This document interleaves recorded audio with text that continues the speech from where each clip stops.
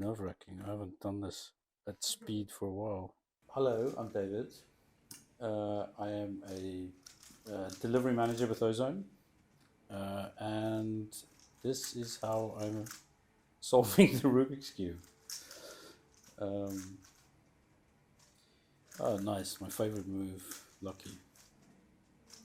there we go. Wow, that was super quick.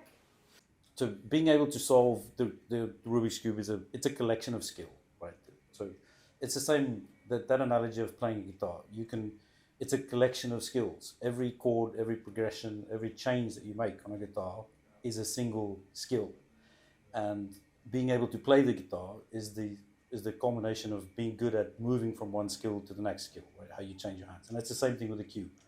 So every layer that you solve is made up of how you move pieces around the cube, if you understand where they need to go, and then you need to understand how to make moves, and then you become better at it over time. So it's a collection of skills that you put together.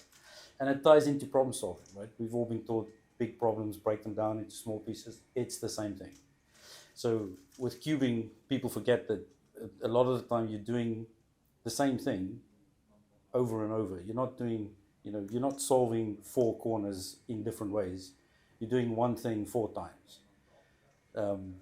And then the next step to that is then doing two things at a time or three things at a time.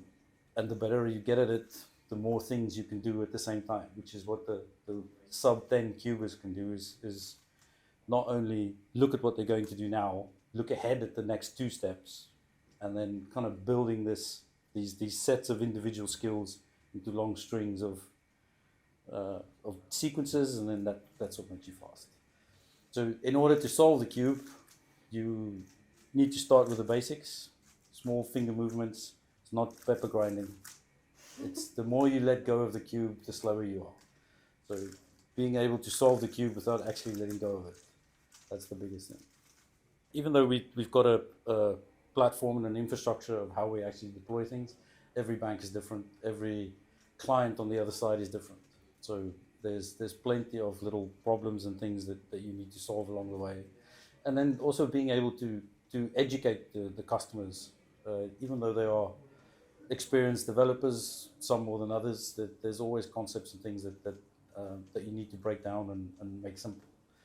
A product from end to end to implement it, there's a huge amount of moving parts, but concentrating on each one of them individually, not trying to do everything at once.